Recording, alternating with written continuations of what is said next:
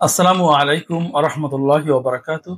সুপ্রিয় দর্শক শ্রোতা, আমি ডাক্তার এস রবিউল আলম আপনাদের সামনে উপস্থিত হয়েছি খুবই জটিল এবং গুরুত্বপূর্ণ একটি সমস্যা আইবিএস বা ইরিটেবল বাউল সিনড্রোম নিয়ে সংক্ষেপে কিছু বলার জন্য। আশা করি আপনারা সবাই ভালো আছেন এবং সুস্থ আছেন। আলহামদুলিল্লাহ, আমিও ভালো আছি। আজকের ভিডিওতে আমরা জানব আইবিএস বা ইরিটেবল বাউল সিনড্রোমের সংজ্ঞা, কারণ, লক্ষণ, ঘরোয়া সতর্কতা ও যত্ন এবং হোমিওপ্যাথিক চিকিৎসায় কিভাবে আইবিএস কে নিয়ন্ত্রণে রাখা যায় সে সম্পর্কে ইনশাআল্লাহ।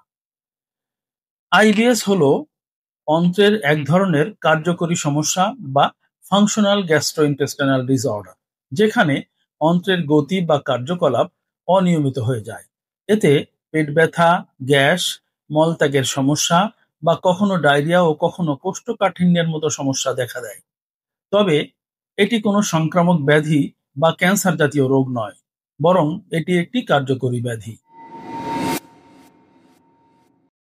কারণ, আইবিএস এর সঠিক কারণ পুরোপুরি জানা না গেলেও কিছু কারণ রয়েছে যেগুলিকে আইবিএস এর জন্য দায়ী বলে মনে করা হয়। যেমন, এক, মস্তিষ্ক অন্ত্রের অক্ষের সমস্যা, যার ভেতর আছে অস্বাভাবিক পেশি সংকোচন, অতিরিক্ত সংবেদনশীল স্নায়ু এবং স্নায়ুতন্ত্রের অনিয়ম।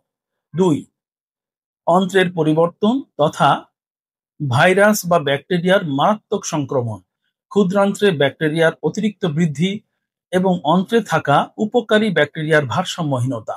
তিন, মানসিক ও পারিপার্শ্বিক কারণ তথা মানসিক চাপ ও উদ্বেগ, শৈশবের মানসিক আঘাত এবং মানসিক স্বাস্থ্য সমস্যা। চার, খাদ্যাভ্যাস ও অন্যান্য ঝুঁকি তথা খাদ্যে সংবেদনশীলতা, যেমন দুগ্ধজাত পণ্য বা ল্যাকটোজ, গম, ময়দা বা গ্লুটেন, হরমোনের পরিবর্তন, বংশগত কারণ।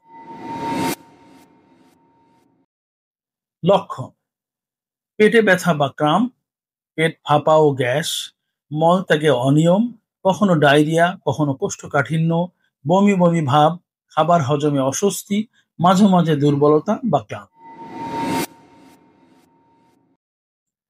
ঘরোয়া সতর্কতা ও যত্ন: নিয়মিত এবং নির্দিষ্ট সময়ে খাবার গ্রহণ করুন, পর্যাপ্ত পানি পান করুন, হালকা ব্যায়াম বা হাঁটা অভ্যাস করুন।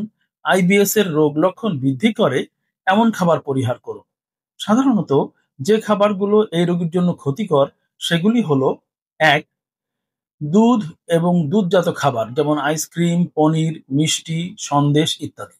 দুই, গ্যাস সৃষ্টি করে এমন খাবার যেমন ফুলকপি, বাঁধাকপি, ব্রোকলি, পেঁয়াজ, রসুন, ডাল, ছোলা, মটরশুঁটি ইত্যাদি। তিন, ক্যাফেইন ও উত্তেজক পানীয় যেমন চা, কফি, এনার্জি ড্রিঙ্ক, চকলেট বা কোকো জাতীয় খাবার। এগুলো অন্ত্রের গতি বাড়ায়, ফলে ডায়রিয়া বা ক্রাম্প বেড়ে যেতে পারে।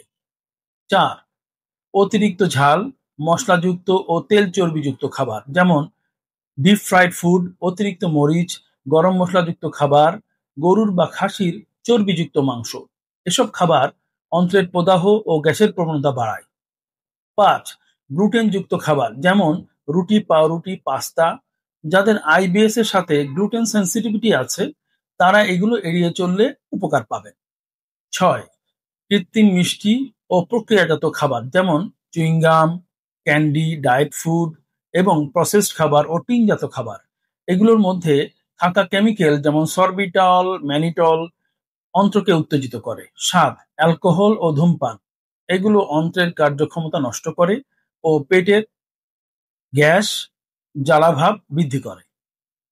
প্রত্যেক আইবিএস রোগীর ট্রিগার আলাদা হতে পারে, তাই নিজের জন্য একটি ফুড ডায়েরি রাখুন। কোন খাবার খেলে সমস্যা বাড়ে তা লিখে রাখলে ভবিষ্যতে সহজে আইবিএস কে নিয়ন্ত্রণ করা সম্ভব হবে ইনশাআল্লাহ। হোমিওপ্যাথিক চিকিৎসা: আইবিএস এর ক্ষেত্রে হোমিও চিকিৎসা অত্যন্ত কার্যকর হতে পারে, কারণ এটি মূল কারণ অনুযায়ী চিকিৎসা দেয়। বহুল ব্যবহৃত কিছু হোমিও ঔষধ হলো নাক্স ভূমিকা, অতিরিক্ত মানসিক চাপ বা অনিয়মিত খাবারে আইবিএস হলে; লাইকোপোডিয়াম, গ্যাস, পেট ফাঁপা ও দুর্বল হজমে কার্যকরী; কলোসিন্থ, পেট মোচড়ানো ব্যথা ও রাগের পর আইবিএস হলে; আর্জেন্টাম নাইট্রিকাম, মানসিক উত্তেজনা বা উদ্বেগে মলত্যাগের প্রবণতা বাড়লে। তবে মনে রাখতে হবে, নিজে নিজে ওষুধ না খেয়ে অভিজ্ঞ হোমিও চিকিৎসকের পরামর্শ নেওয়া অত্যন্ত প্রয়োজনীয়। আইবিএস জীবনকে কষ্টকর করে তুলতে পারে, কিন্তু সঠিক খাদ্যাভ্যাস, মানসিক প্রশান্তি ও সঠিক হোমিও চিকিৎসার মাধ্যমে এটিকে সম্পূর্ণ নিয়ন্ত্রণে আনা সম্ভব ইনশাআল্লাহ।